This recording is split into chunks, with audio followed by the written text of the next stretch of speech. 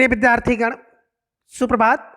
आज हम कक्षा 7 के पूरक पाठ पुस्तक बाल महाभारत का एक विशेष प्रसंग विराट का भ्रम, इसके बारे में जानेंगे कि विराट को किस बात का भ्रम है। तो देखें, आपको स्क्रीन पर दिखाई दे रहा है विराट का भ्रम, इकाई 24।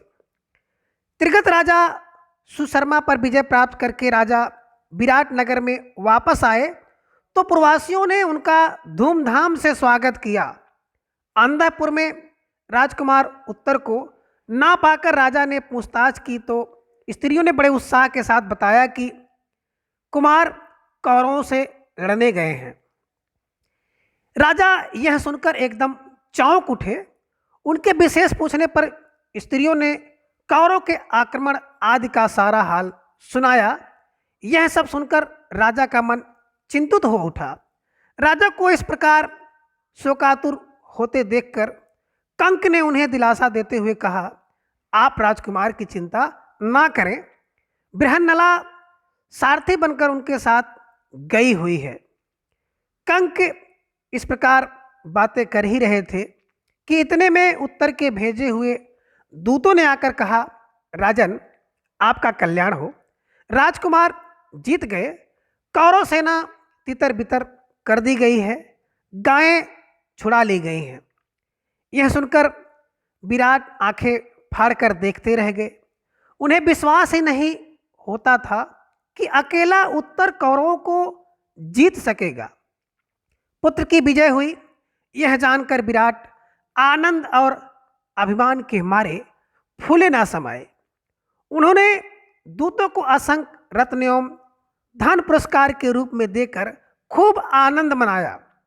इसके बाद राजा ने प्रसन्नता से अंतःपुर में जाकर कहा, सैरंध्री, चौपड़ की गोंटें तो जरा ले आओ, चलो कंक से दो दो हाथ चौपड़ खेल लें। आज खुशी के मारे मैं पागल सा हुआ जा रहा हूँ। मेरी समझ में नहीं आ रहा है कि मैं अपना आनंद कैसे व्यक्त करूं। दोनों खेलने बैठे। खेलते समय भी बातें होने लगी। देखा, राजकुमार का सैर विख्यात कौरव वीरों को मेरे बेटे ने अकेले ही लड़कर जीत लिया। विराट ने कहा, निसंदेह आपके पुत्र भाग्यवान हैं, नहीं तो बृहन्नला उनकी सारथी बनती ही कैसे। कंक ने कहा। विराट झुलाकर बोले, आपने भी क्या यह बृहन्नला की रट लगा रखी है। मैं अपने कुमार की विजय की बात कर रहा हूं और आप उसके सारथी की बड़ाई करने लगे। युधिष्ठिर ने अब बृहन्नला का नाम ना लेकर जैसे ही कुछ कहना चाहा, राजा से ना रहा गया। अपने हाथ का पासा युधिष्ठिर, जो कि कंक के नाम से उनके यहाँ रह रहे हैं, कंक के मुंह पर दे मारा। पासे की मार से युधिष्ठिर के मुंह पर चोट लग गई और खून बहने लगा। इतने में द्वारपाल ने आकर खबर दी कि राजकुमार उत्तर बृहन्नला के साथ द्वार पर खड़े हैं, राजा से भेंट करना चाहते हैं। सुनते ही विराट जल्दी से उठकर बोले, आने दो, आने दो। कंक ने इशारे से द्वारपाल को कहा कि सिर्फ राजकुमार को लाओ, बृहन्नला को नहीं। युधिष्ठिर को भय था कि कहीं राजा के हाथों से उनको जो चोट लगी है उसे देखकर अर्जुन गुस्से में कोई गड़बड़ी ना कर दे। यही सोच उन्होंने द्वारपाल को ऐसा आदेश दिया।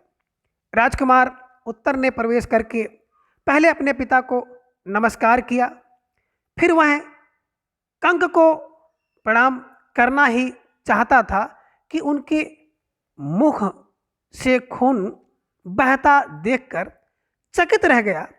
उसे अर्जुन से मालूम हो चुका था कि कंक तो असल में युधिष्ठिर ही है।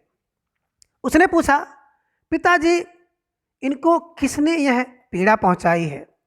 विराट ने कहा, बेटा, क्रोध में मैंने चौपड़ के पासे फेंक मारे। क्यों, तुम उदास क्यों हो गए। पिता की बात सुनकर उत्तर कांप गया। विराट कुछ समझ ही ना सके कि बात क्या है। उत्तर ने आग्रह किया तो उन्होंने कंक के पांव पकड़कर क्षमा याचना की। इसके बाद उत्तर को गले लगा लिया और बोले, बेटा बड़े वीर हो तुम। उत्तर ने कहा, पिताजी मैंने कोई सेना नहीं हराई, मैं तो लड़ा भी नहीं। बड़ी उत्कंठा के साथ राजा ने पूछा, कौन था वह वीर, कहाँ है वह, बुला लाओ उसे।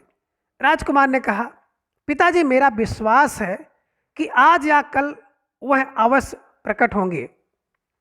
थोड़ी देर तक तो पांडवों ने सोचा कि अब ज़्यादा विवाद करना और अपने को छिपाए रखना ठीक नहीं है। यह सोचकर अर्जुन ने पहले राजा विराट को और बाद में सारी सभा को अपना असली परिचय दे दिया। लोगों के आश्चर्य और आनंद का ठिकाना ना रहा। सभा में कोलाहल मच गया। राजा विराट का हृदय कृतज्ञता, आनंद और आश्चर्य से तरंगित हो उठा। विराट ने कुछ सोचने के बाद अर्जुन से आग्रह किया कि आप राजकन्या उत्तरा से ब्याह कर लें। अर्जुन ने कहा, राजन आपकी कन्या को मैं नाच और गाना सिखाता रहा हूँ, मेरे लिए वह बेटी के समान है। इस कारण यह उचित नहीं है कि मैं उसके साथ ब्याह करूं। हाँ, यदि आपकी इच्छा हो तो मेरे पुत्र अभिमन्यु के साथ उसका ब्याह हो जाए। राजा विराट ने यह बात मान ली। इसके कुछ समय बाद दुर्योधन के दूतों ने आकर युधिष्ठिर से कहा, कुंती पुत्र महाराज दुर्योधन ने हमें आपके पास भेजा है।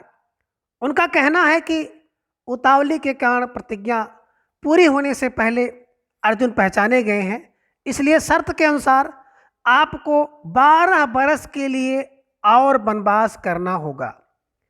इस पर युधिष्ठिर हंस पड़े और बोले, दूतगण शीघ्र ही वापस जाकर दुर्योधन को कहो कि वह पितामह भीष्म और जानकारों से पूछकर इस बात का निश्चय करें कि अर्जुन जब प्रकट हुआ था तब प्रतिज्ञा की अवधि पूरी हो चुकी थी या नहीं। मेरा यह दावा है कि 13वां बरस पूरा होने के बाद ही अर्जुन ने धनुष की टंकार की थी। तो आज के इस वीडियो में बस इतना। इसका अगला भाग हम लोग अगली वीडियो में जानेंगे। धन्यवाद।